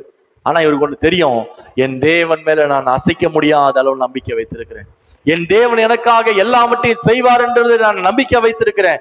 தீர்க்கதரிசி சொன்னாலும் அந்த வார்த்தை கர்த்தர் எனக்காக மாற்றுவார், அந்த வார்த்தை கர்த்தர் மாற்றி போட்டு எனக்கு திரும்பவும் கர்த்தர் நன்மையை பாராட்டுவார் என்று சொல்லி இந்த எசேக்கியா ராஜா அறிந்திருந்தார். அதனாலதான் ஆண்டவர் பாதி தூரம் போன உடனே சொல்றாரு, நீ திரும்பி என்ன பண்ண, போ அந்த ராஜாவுக்கு சொல்லு, என் ஜனத்தின் அதிபதியாக எசேக்கியாவை நோக்கி சொல்ற, தாவீதின் தேவனாக இருக்க கர்த்தர் சொல்லுகிறது என்னவென்றா, இதோ நான் உன்னை குணமாக்கினேன், உன் நாட்களோட 15 வருஷங்களை கூட்டுவேன். ஆமே. அப்ப இவர் எப்படி வச்சிருந்தார் நம்பிக்கைன்னா, ஆண்டவர் மேல அசைக்க முடியாத நம்பிக்கை வச்சிருந்தார். ஆமே. தீர்க்கதரிசி சொல்லிட்டாருங்க, வீட்டு காரியத்தை ஒழுங்குபடுத்தல, நான் கர்த்தருடைய சமூகத்துக்கு போவேன், நான் கர்த்தர்கிட்ட கேட்பேன், கர்த்தர் எனக்காக நிச்சயமாக இறங்கி வருவார். எத்தனை பேர் விசுவாசிக்கிறோம்? கர்த்தர் எனக்காக நிச்சயம் இறங்கி வந்து ஒரு அதிசயத்தை செய்வார். எசேக்கியா வந்து ஜெபம் பண்ண உடனே ஆண்டவர் இந்த ஜெபத்துக்கு பதில் தரல அப்படின்னா அவர் வெட்கப்பட்டு போயிருப்பார், தீர்க்கதரிசியும் கடந்து போயிருப்பார். நடந்தது என்னன்னா, ஆண்டவர் பதில கொடுத்தார். ஒன்னு விசுவாசிக்கணும், கர்த்தர் மேல யாரெல்லாம் அதிகப்படியான நம்பிக்கை வைத்திருக்கிறோமோ ஒரு நாளும் அவங்க வெட்கப்பட்டு போனதே இல்லை. வேதம் சொல்லுகிறது, சங்கீதம் 50:15 சொல்லுகிறது, ஆபத்து காலத்தில் என்னை நோக்கி கூப்பிடு, நான் உன்னை விடுவிப்பேன், நீ என்ன செய்வ, மகிமைப்படுத்து. ஆபத்து காலத்துல நீ ஊழியக்காரனுடைய வார்த்தை, மற்றவருடைய வார்த்தை, உனக்கு தெரிந்தவருடைய வார்த்தை, உன் தகப்பன் தாயினுடைய வார்த்தை, இது எல்லாருடைய வார்த்தை காட்டிலும் என்னை நோக்கி என்ன செய்யலாம், கூப்பிடு. ஆபத்து காலம் எசேக்கியா ராஜாக்கு வரும்போது இவர் தீர்க்கதரிசி நம்பல. தீர்க்கதரிசி கிட்ட போய், ஏசையா எனக்காக என்ன பண்ணு, ஜெபம் பண்ணு, எனக்காக ஆண்டவர்கிட்ட கேட்டுப்பாரு, எனக்காக ஏதாவது ஒரு வருஷத்தை என்ன பண்ணு, ஆண்டவர்கிட்ட பேசிப்பாரு அப்படின்னு சொல்லிதான் திருக்க சொல்லியிருப்பாரு. இல்ல, ஆண்டவர் சொன்னதான் உங்க ஆயுசு நாள் முடிஞ்சிருச்சு அப்படின்னு கரெக்ட் அண்ட் ரைட்டா சொல்லிட்டு இருப்பாரு. ஆனா இவர் என்ன செய்யறாருன்னா, எனக்காக என் தேவன் இறங்கி வருவார், எனக்காக என் தேவன் என் விண்ணப்பத்தை பார்ப்பார், நான் அவருக்கு முன்பாக நடந்த இந்த உத்தமத்தை கர்த்தர் பார்த்து இறங்கி வருவார் என்று சொல்லி அந்த நம்பிக்கை வைத்தபடினாலதான் இந்த எசேக்கியா ராஜா வெட்கப்பட்டு போகாதிருந்தார்.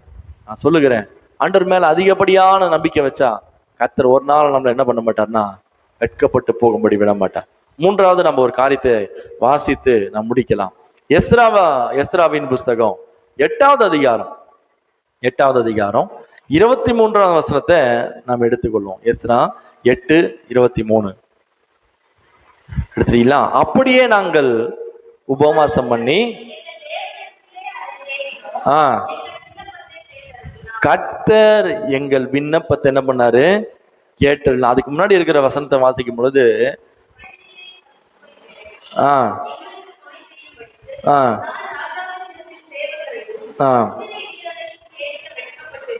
முன்னாடி இருக்கிற வசனம் 24 8:24 23 தான் நினைக்கிறேன். 8:23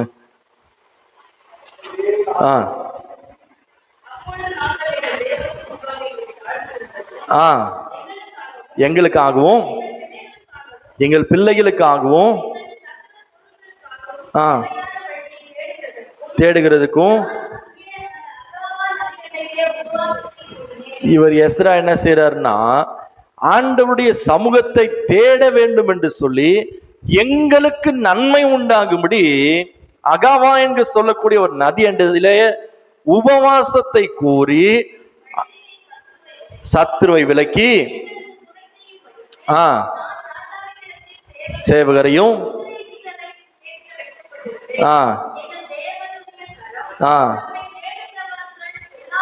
இங்கதான் கவனிக்கணும். எங்கள் தேவனுடைய கரம் தம்மை தேடுகிற எல்லார் மேலும். ஆமே, ஒரு நிமிஷம் எடுத்துங்க. யார் வெட்கப்பட மாட்டாங்கன்னா, தம்மை தேடுகிற யாவரும் வெட்கப்பட மாட்டாங்க. எஸ்ராவை குறித்து சொல்லுகிறது, இவர் என்ன நடக்குது, இவர் உபவாசத்தை கூறி இங்க போய் ஒரு குதிரையையும் குதிரை வீரரையும் கேட்கிறதுக்கு வெட்கப்பட்டிருந்தாரு. ஆனா வசனம் சொல்லுகிறது, எங்கள் தேவனுடைய கரம் தம்மை தேடுகிறவர்கள் எல்லார் மேலும் அவர்களுக்கு எப்படி இருக்குதுன்னா நன்மையா இருக்கு. ஆமே, யாரு ஆண்டவர் வெட்கப்பட விட மாட்டார்னா, தம்மை தேடுகிறவங்க எப்படி இருக்கிறாங்க, தம்மை தேடுகிறவர்களுக்கு நன்மையா இருக்குதுன்னு தொடர்ந்து வாசிப்போம். அவருடைய வல்லமையும் அவருடைய கோபமும்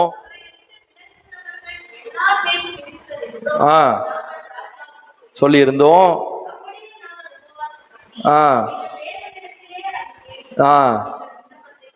எங்கள் விண்ணப்பத்தை கேட்டருளினார். எங்க தேடினாங்க அப்படின்னா, இந்த எஸ்ரா ராஜா கிட்ட போய் என்ன பண்ணலன்னா, எங்களுக்கு குதிரையை கொடுங்க, குதிரை வீரரை கொடுங்க, எங்களுக்கு தேவைன்னு சொல்லி ராஜா கிட்ட தேடல. ராஜா கிட்ட என்ன பண்ணல, தேடல. ஒரு வெட்கப்பட்டிருந்தாரு, தருவாங்களோ தரமாட்டாங்களோ வேதனையோடு இருந்தார். ஆனா இவங்களுக்கு ஒரு நல்லா தெரியும், எங்கள் தேவனாகிய கர்த்தர், நாங்கள் தேடுகிற எங்கள் தேவனாகிய கர்த்தர் எங்களுக்கு நன்மையை செய்வார், எங்களை நிச்சயம் நடத்துவார், எங்களை வெட்கப்பட்டு போகும்படி விடவே மாட்டார். அதான் சொல்றாரு, நாங்கள் உபவாசம் பண்ணி எங்கள் தேவனிடத்துல அதை தேடினோம். யார்கிட்ட தேடுறாங்க நீங்க நன்மையை? யார்கிட்ட தேடுறீங்க? இன்னைக்கு உலகத்துல நன்மையை தேடிக்கொண்டிருக்கிறோம். உலகத்துல இருந்து நமக்கு பணம் வருமா, உலகத்துல இருந்து நமக்கு ஆசீர்வாதம் வருமா, அங்க இருந்து இது வருமா, இங்க இருந்து இது வருமா, எங்கிருந்து தேடுறோம்? உலகத்துக்கிட்ட இருந்து. ஆனா எஸ்ரா சொல்றாரு, எங்கள் தேவனிடத்துல நாங்கள் தேடுறோம். நீங்க கர்த்தரை தேடும் போது மத்தேயு 6:33 சொல்லு, முதலாவது தேவனுடைய ராஜ்யத்தையும், எதை தேடு? தேவனுடைய ராஜ்யத்தையும் அவருடைய நீதியை நான் தேடும் போது மற்றவைகள் எல்லாவற்றையும் கர்த்தர் என்ன செய்வார்னா கூட கொடுப்பார். அது இன்கிரிமெண்டா இருந்தாலும் அந்த கூட தான் கொடுப்பாரு, அது நமக்கு வீடா இருந்தாலும் கூட கொடுப்பாரு, வண்டியா இருந்தாலும் கூட கொடுப்பாரு, பிள்ளைகளுடைய தேவையில்லை இருந்தாலும் கூட கொடுப்பாரு, எல்லாமே கூட கொடுப்பாரு. நான் எதை தேடணும்னா கர்த்தரை தேடணும். எஸ்ராவுக்கு ஒரு நல்ல விஷயம் தெரியும், அந்த ராஜா குதிரையை வச்சிருக்கலாம், குதிரை வீரனை வச்சிருக்கலாம், வண்டி வச்சிருக்கலாம், எல்லாமே அவர் வச்சிருக்கலாம். ஆனா எனக்கு ஒண்ணு தேவைன்னா நான் அவரை தேடி போகணும்னு அவசியம் இல்லை. நான் கர்த்தரை தேடினா போதும், கர்த்தர் என்னுடைய தேவையை சந்திப்பா. ஆமே, உங்களுக்கு ஒண்ணு தேவை அப்படின்னா இது இவங்க கிட்ட இருந்து தான் வரணும் அப்படின்னா, இப்ப நம்ம நினைக்கிறோம், இப்ப நம்ம கைக்கு தெரிஞ்சு ஒரு பொருள் 10,000 ரூபாய் வேணும். நம்ம என்ன பண்றோம், நேரா போய் உடனே கடன் வாங்கி 10,000 ரூபாய்க்கு என்ன பண்றோம், சரி பண்ணிடுறோம். சரி, இப்ப நம்ம அரசாங்கத்துக்கிட்ட இருந்து நமக்கு ஒரு ஆர்டர் வரணும், அதுவும் சிஎம் கிட்ட இருந்து ஒரு ஆர்டர் வரணும்னு வச்சுங்க. இப்ப அவங்க எங்க போய் நீங்க யாரை பிடிச்சி சிஎம் கிட்ட சைன் வாங்கி வந்துருவீங்களா? வாங்க முடியுமா? முடியாது. ஆனா இவருக்கு தெரியும் நல்லா, நான் சிஎம் கிட்ட எல்லாம் தேடி போவேன்னா நான் உபவாசம் பண்ணி நான் கர்த்தரை தேடினா போதும். அந்த வசனம் சொல்லுகிறது, எங்கள் தேவனிடத்திலே அதை தேடினோம், கர்த்தர் எங்கள் விண்ணப்பத்தை என்ன பண்ணாரு. இப்ப பணம் வேணும், கொடுத்துட்டாங்க. இப்ப நமக்கு சரீரத்துல ஒரு பலவீனம் வந்துருச்சு, யாருக்கிட்ட போய் பணத்தை கொடுத்து சரி பண்ண முடியுமா? பணம் கொடுத்த உடனே சரியாயிடுமா? சரியாவது. எங்க தேடணும்? ஆண்டவர் சமூகத்தை தேடணும். ஆண்டவர் சமூகத்தை தேடினதுனாலதான் இவர் சொல்றாரு தைரியமா, நான் வெட்கப்பட்டு போனதே இல்லை. ஆண்டவரை தேடுறேன், ஒவ்வொரு நாளும் தேடுறேன், உபவாசம் பண்றேன். எனக்கு இவ்வளவு தேவைகள் இருக்கு, ஆனா அந்த தேவைகளை நான் மனுஷங்கிட்ட போய் கேட்க விரும்பல. எங்கள் தேவைகள் எங்கள் தேவனுக்கு நிச்சயமாக தெரியும், அவர் சந்திப்பார். அந்த விண்ணப்பத்தை கர்த்தர் பார்ப்பார், எங்களுடைய உபவாசத்தை கர்த்தர் பார்ப்பார், எங்களுடைய கண்ணீரை கர்த்தர் பார்ப்பார். நீங்க மூன்றாவது ஒண்ணு நல்லா தெரிஞ்சுங்க, கர்த்தரை தேடுகிறவர்களுக்கு ஒரு நாளும் வெட்கப்பட்டு போகவே மாட்டாங்க. ஆமே, நீ ராஜாவை தெரிஞ்சிருக்கலாம், எம்எல்ஏ தெரிஞ்சிருக்கலாம், எம்பியை தெரிஞ்சிருக்கலாம், ஆனா நீ கர்த்தரை தெரிஞ்சு வைத்துக்கலாம், எல்லா இடத்துல அவமானப்பட்டு தான் வரணும். ஆமே, உங்களுக்கு பணம் தர 10,000 பேர் தெரியும், ஆனா கர்த்தரை தெரியலன்னா பணம் கொடுக்கிற 10,000 பேரும் கதவை மூடிடுவான்.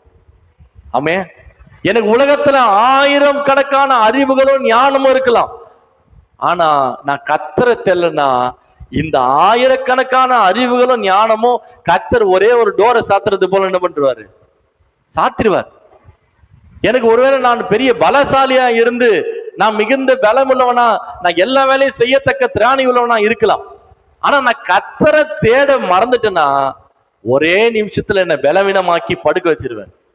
ஆமே, ஒண்ணு விசுவாசிக்கணும், கர்த்தரை தேடுற பிள்ளைங்க தான் என்ன பண்ண மாட்டாங்க, வெட்கப்பட மாட்டாங்க. எல்லா நேரத்திலும் நம்ம இன்னைக்கு சோறு வந்துருச்சு, பலவீனம் வந்துருச்சு, சர்ச்சைக்கு போறது என்ன பண்ண முடியல, ஒரே வார்த்தை என்ன பண்ண முடியல, எழுந்துக்க முடியல. எப்படி இருக்கு, டயர்டா இருக்கு. கிட்டத்தட்ட நான், எங்க சித்திக்கு தெரியும், 16 வயசுல இருந்து நான் மகாபலிபுரம் போயிட்டு இருக்கேன். 16 வயசுல இருந்து.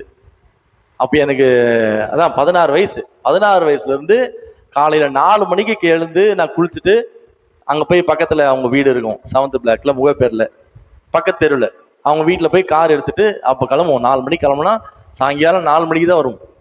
19 வருஷம் ஆச்சு. இப்பதான் நான் 1 வருஷமா சும்மா ஃப்ரீயா இருக்கேன். 19 வருஷமா ஓடினேன். ஒரு நாளும் கேளுங்க, ஒரு நாள் ஞாயிற்றுக்கிழமை நான் வந்து வீட்டுல எனக்கு உடம்பு முடியல, எனக்கு டயர்ட் ஆகுது, யாரையாவது கூப்பிட்டு போங்கன்னு நான் ஒரு நாள் படுத்தது இல்லை. எனக்கு சித்தியை கேளுங்க, இது வரைக்கும் ஒரு ஞாயிற்றுக்கிழமை நான் வீட்டுல என்ன பண்ணதில்லை, படுத்ததே கிடையாது. அப்போ இன்னமும் கொடுமையான வேலை இருக்கதான் செய்யும். சர்ச்சிலையும் வேலை செய்யணும், வெளியும் வேலை செய்யணும். இவ்வளவு வேலை செஞ்சாலும் ஒரு நாள் ஞாயிற்றுக்கிழமை நான் வீட்டுல படுத்தது கிடையாது. காலை 4 மணினா 4 மணிக்கு எழுந்து ஓடுவேன். இன்னைக்கும் பாருங்க, நைட்டு 12 மணிக்கு தான் படுத்தேன்.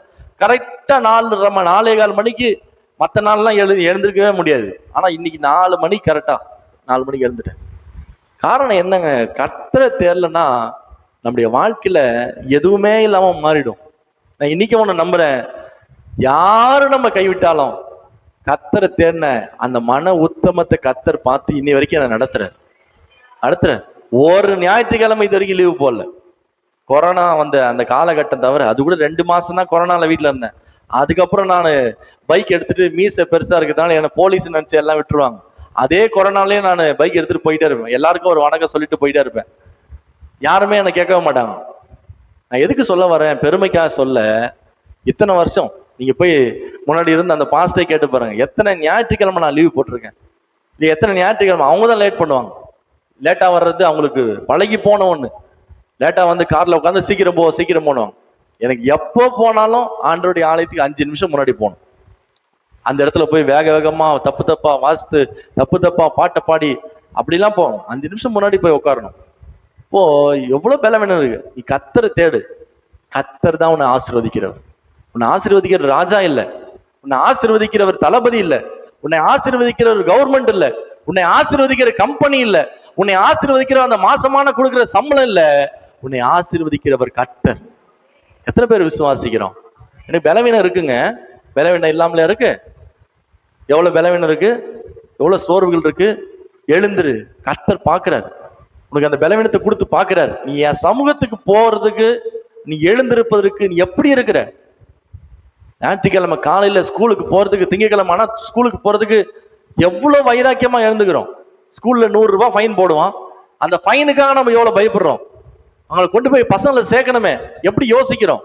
ஆனா கர்த்தருடைய சமூகத்தை தேடணும்னு வரும்போது நமக்குள்ள ஒரு பெரிய ஒரு சோர்வு வருது, பெரிய ஒரு நிர்விசாரம் வருது. நான் சொல்லுகிறேன், நீ கர்த்தரை தேடிப்பாரு. இந்த உலகத்துல ஒன்றுமே இல்லாம போனாலும் எல்லா காலகட்டத்திலும் கர்த்தர் உங்களை நடத்துவார். எல்லா சூழ்நிலையும் கர்த்தர் உங்களை நடத்துவார். கர்த்தரை தேடுகிறவர்களுக்கு ஒரு நாளும் ஒரு நன்மை குறைபட்டு போகவே போகாது. சங்கீதம் 34 நீங்க வாசிக்கும் பொழுது அதுல சங்கீதக்காரனாகி தாவீது சொல்றார், சிங்க குட்டிகள் தாழ்ச்சி அடைந்து இருக்கலாம், ஆனா நான் யாருன்னா கர்த்தரை தேடுகிறவன். கர்த்தரை தேடுகிறவன்.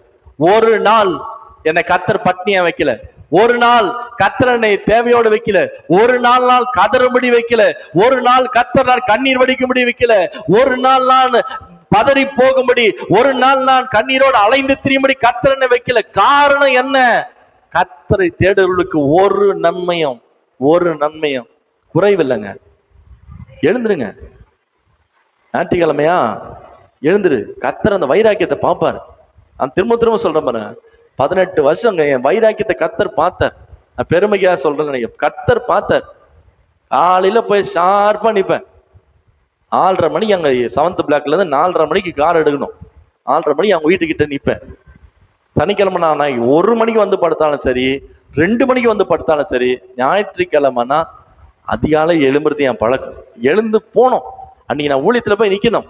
எவ்வளவோ ஜுரம் வரும். அதுக்கு முன்னாடி எல்லாம் ஜுரம் வந்திருக்கும், எது வந்திருக்கும், எவ்வளவு பலவீனம் வந்திருக்கும். ஒரு நாள் கூட இல்ல சோர்வா இருக்கு, சர்ச்சைக்கு போகாம இருக்கலாம். அன்னைக்கு இங்கெல்லாம் பாக்குற மாதிரி ஆன்லைன் சர்வீஸ் கிடையாது. அன்னைக்கு பக்கத்திலே சபை கிடையாது. வேற ஒரு சபைக்கு போறதுக்கும் பிடிக்காது. எங்க சபைனா எங்க சபை தான், வேற எங்கேயும் போக மாட்டோம். ஒரு வாரம் ஸ்டாப் ஆயிடுச்சுனால அது பெரிய வேதனையா இருக்கும். கர்த்தர் பார்த்தாருங்க. இன்னி வரைக்கும் நாம் நிர்மூலமாகாமல் இருப்பது கர்த்தருடைய கிருபை. இன்னி வரைக்கும் கர்த்தரை அந்த நாட்கள்ல மன உத்தமமா நேர்மையா தேடின அப்படின்னாலதான் இன்னைக்கும் என்னுடைய பிள்ளைகளை கர்த்தர் வாழ வைக்கிறார். எவ்வளவு தேவைகள் இருக்கு, எவ்வளவு சூழ்நிலைகள் இருக்கு. ஒரு நாள் ஆண்டவர் கைவிடவே இல்லை. தாவீது ராஜா சொல்றாரு பாருங்க, சங்கீதம் 63:1, தேவனே நீர் என்னுடைய தேவன், அதிகாலமே உம்மை தேடுகிறேன். வறண்டதும் விடாய்த்ததும் தண்ணீரற்றதுமான நிலத்திலே என் ஆத்துமா உமேல் தாகமா இருக்கிறது, என் மாம்சமும் உம்மை வாஞ்சிக்கிறது. என் தேவனே உம்மை தேடுகிறேன், அதிகாலமே தேடுறேன். வறண்டு போயிருச்சு, விடாய்த்து இருக்கிறேன், தண்ணீரற்றதுமான நிலத்துல இருக்கிறேன். ஆனாலும் நான் உம்மை தேடினா இந்த வறண்டு போன நிலத்திற்கு நீர் பாய்ச்ச உமாலே ஆகும். இந்த விடாய்த்த ஆத்மாவை புஷ்டியாக்க உமால ஆகும். ஒருவேளை இன்னைக்கு சோர்ந்து போயிருக்கிற ஆத்மாவை, தாகத்தினால நிரம்பி இருக்கிற ஆத்மாவை தண்ணீரால் நிரப்பி என்னை ஆசீர்வதிப்பதற்கு உமாலே ஆகும். நான் தேடி ஓடுறேன். ஆண்டவருடைய ஆலயம் எப்ப திறக்கும், நான் வாசற்படியில காத்திருக்கிறேன்னு சொல்லி தாவீது சொல்லுவார். காரணம் என்னன்னா, நான் அவரை தேடினபடினால நான் இது வரைக்கும் வெட்கப்பட்டு போனதே இல்லை. தாவீது ராஜாவுடைய அந்த வாழ்க்கையெல்லாம் தேடி பாருங்க. எல்லா நேரத்திலும் கர்த்தர் எப்பொழுது எனக்கு முன்பாக வைத்திருக்கிறேன், அவர் எனக்கு முன்பாக இருக்கிறபடினால நான் அசைக்கப்படாது இருப்பேன். சொல்லுகிற வார்த்தை எப்படிதான் இருக்கும். ஏன் அப்படின்னா, அவருக்கு நல்லா தெரியும், நான் யுத்தத்துல பெரிய ஆளா இருக்கலாம், நான் கோலியாத்தை ஜெயிச்சவனா இருக்கலாம், நான் பல யுத்தங்களை நடத்தினவனா இருக்கலாம், என் கூட கர்த்தர் இருக்கிறான்னு எல்லாரும் சொல்லலாம். ஆனா நான் கர்த்தரை தேடலன்னா நான் ஒண்ணு இல்லைன்றது எனக்கு மட்டும்தான் தெரியும். ஆமே, இவரை பார்த்து சவுல் சொல்லலாம், நீ பெரிய வீரன். பாட்டு பாடுறவங்க சொல்லலாம், சவுல் கொன்றது 1000. நீ பாட்டு வேணா பாடலாம். பாட்டு பாடிட்டுன்றதுக்காக நான் ஆண்டவரை தேடாம என்ன பண்ண முடியாது, இருக்க முடியாது. எனக்கு தான் தெரியும், நான் ஆண்டவரை தேடல அப்படின்னா நான் ஒண்ணுமே இல்லை. நான் கோலியாத்தையும் ஜெயிக்க முடியாது. நான் அதுக்கப்புறம் என்கிட்ட வர்ற ஒரு சின்ன பூனையை கூட என்ன பண்ண முடியாது, என்னால அடிக்க முடியாது. காரணம் என்னன்னா, இப்படிப்பட்ட பெரிய வெற்றிக்கும் இப்படிப்பட்ட காடுகளிலும் குகைகளிலும் மலையிலும் அலைந்திருக்கிற எனக்கும் கர்த்தரை தேடி இருக்கிறபடினாலதான் கர்த்தர் ஒரு நாளும் ஒரு நன்மை குறைவில்லாம என்னை நடத்தி கொண்டு வருகிறார். எத்தனை பேர் விசுவாசிக்கிறோம்? அல்லேலூயா. சங்கீதம் 9:10 நீங்க வாசிக்கும் போது அந்த வசனம் சொல்லுகிறது, சங்கீதம் 9:10, கர்த்தாவே உம்மை தேடுகிறவர்களை நீர் கைவிடுகிறது இல்ல, அதனால் உம்முடைய நாமத்தை அறிந்தவர்கள், இதை நம்புங்க, கர்த்தாவே உம்மை தேடுகிறவர்களை, சொல்லுங்க எல்லாம், கர்த்தாவே உம்மை தேடுகிறவர்ல நீங்க கைவிடுறதில்லப்பா, நீ கைவிடலப்பா. ஆண்டவர் எவ்வளவு பேர் தேடி வந்தாலும், எவ்வளவு பேர் தேடி வந்தாங்க, ஒருத்தராவது வெட்கப்பட்டு போனாங்களா? இல்லவே இல்லைங்க. ஆண்டவர் தேடி வந்தவங்கள ஆண்டவர் இதுவரைக்கும் கைவிட்டதா சரித்திரமே கிடையாது. ஆண்டவரை தேடி வந்தவங்கள ஆண்டவர் இதுவரைக்கும் கண்ணீரோடு விட்டதா சரித்திரமே கிடையாது. ஆண்டவரை தேடி வந்தவங்கள இதுவரைக்கும் வெறுமையா விட்டதா சரித்திரமே கிடையாது. ஆண்டவரை தேடி வந்திருக்கிறோம். இன்னைக்கு கூட சொல்ல, கொஞ்ச நாளாவே பசங்களை பிடிக்கணும், குழந்தையிலே பசங்களை பிடிச்சு உட்கார வச்சு அடிச்சு அவங்களுக்கு வசனத்தை சொல்லி கொடுத்து அவன் கர்த்தரை பிடிச்சிட்டா போதும். நீங்க இல்லைனாலும் அந்த பிள்ளைய கர்த்தர் இந்த உலகத்துல வாழ வைப்பதற்கு என் தேவன் போதுமானவரா இருக்கிறார். பசங்க வராங்க இன்னைக்கு ஆலயத்துக்கு, ஏதோ வரோம் உட்காந்து இருக்கிறோம், அடுத்த வாரத்துல இருந்து பெல்ட் எடுத்து பிச்சுன்னு பிச்சுனாதான் வேலைக்கு ஆகும். கேளுங்க, சிறுதாவூர்ல போய் நீங்க கேளுங்க, பசங்களை சின்ன சின்ன பசங்கள்ல இருந்து இந்த வயசு சீவன் மாதிரி ஒரு பையன் வந்தான், இன்னைக்கு அவன் எனக்கு மேல வளர்ந்துட்டான். அவனை போய் கேளுங்க, நவீன் ஒரு தம்பி, அவன் போய் கேளுங்க, இந்த சீவன் மாதிரி இருப்பான், அந்த வயசுல இருந்து என் கூட இருக்கிறான். பசங்களை அவ்வளோ கண்டிச்சு உட்காருங்க. பசங்க நல்லா ஒரு காலகட்டத்துல நல்லா செழிப்பா வளர ஆரம்பிச்சாங்க, நல்லா ஜெபம் பண்ண ஆரம்பிச்சாங்க, பல இடத்துக்கு ஊழியத்துக்கு போக ஆரம்பிச்சாங்க. சந்தோஷப்பட்டேன், கர்த்தரை தேடுறதுக்கு சொல்லி கொடுத்தேன், வேற ஒண்ணுமே பண்ணல. அந்த வயசுல வரும்போது அவன் விளையாடிட்டே இருக்கட்டும், நான் பாட்டு பேசிட்டே இருக்கணும்னு சொல்ல, செம்மையா திட்டுவேன். நான் திட்டுற மாதிரி யாராலையும் என்ன பண்ண முடியாது, திட்டவே முடியாது. இவங்கெல்லாம் திட்டவே மாட்டாங்க, இவங்க என்ன பண்ணாலும் நான் தான் திட்டுறது, அவ்வளவு திட்டுவேன். ஆனா என் கண்ணு பார்க்கும்படியா வச்சது பசங்களாம் ஆசீர்வாதமா இருந்தாங்க. நான் எதுக்கு சொல்றேன் அப்படின்னா, உங்க பிள்ளைங்களுக்கு கர்த்தரை காமிச்சு கொடுங்க. அவன் கர்த்தரை தேடணும். கர்த்தரை தேட ஆரம்பிச்சுட்டா நீங்க ஒண்ணு சேர்த்து வைக்கலனாலும் கர்த்தர் அவனுடைய வாழ்க்கையை நடத்துவார். ஆமே, நீங்க ஒன்றும் பெருசா சேர்த்து வைக்க போறதும் இல்லை, கர்த்தர் தான் அவனை நடத்தணும்.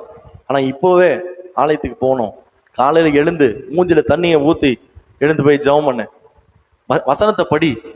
நீங்க எவ்வளோ ஸ்கூலுக்கு முக்கியத்துவம் கொடுக்குறீங்க, ஆனா கர்த்தரை தேடுறதுக்கு அதுல ஒரு 10% முக்கியத்தை கொடுங்க. அப்போ கர்த்தர் உங்க பிள்ளைகளை நடத்துறத நீங்க பார்க்க முடியும். காலை நேரத்துல 3 காரியத்தை நான் உங்களுக்கு சொல்லியிருக்கிறேன். யார் வெட்கப்பட்டு போக மாட்டாங்க? கர்த்தருக்காக பக்தி வைராக்கியமா இருக்கிறாங்க. அடுத்து யார் வெட்கப்பட்டு போக மாட்டாங்க? அதிகமான நம்பிக்கை வைக்கிறாங்க. அடுத்து யாரு வெட்கப்பட மாட்டாங்கன்னா, கர்த்தரை ஒவ்வொரு நாளும் தேடுறவங்க, ஒவ்வொரு நிமிஷமும் ஒவ்வொரு நொடி பொழுதும். நீங்க எல்லா நேரத்திலும் விசுவாசிக்கிறோம், நான் கர்த்தரை தேடுறேன், என் பிள்ளைங்களும் கர்த்தரை தேடணும். அதுக்காக பிள்ளைங்களை போட்டு அடிச்சாலும் சரி, பெல்ட் எடுத்து பிச்சுனாலும் சரி, என்ன பண்ணாலும் சரி, நீ அடுத்த வாரத்துல இருந்து ஜோனாவை கூட அடி பிச்சுனாதான் வேலைக்கு ஆகும். இங்க உட்காந்து நீ இப்படியே மாறிடலாம் நினைக்காத. இன்னைக்கு நாங்க ஓடுறது, உன் கைக்கு வர்ற சாப்பாடு, ஸ்நாக்ஸு, புக்கு எல்லாமே யாரு தர்றது? ஆண்டவர் தான் கொடுக்குறாரு. ஆண்டவரை தேரல அப்படின்னா அந்த பிள்ளை தேவையே இல்லை. ஆமே, எத்தனை பேர் விசுவாசிக்கிறோம்?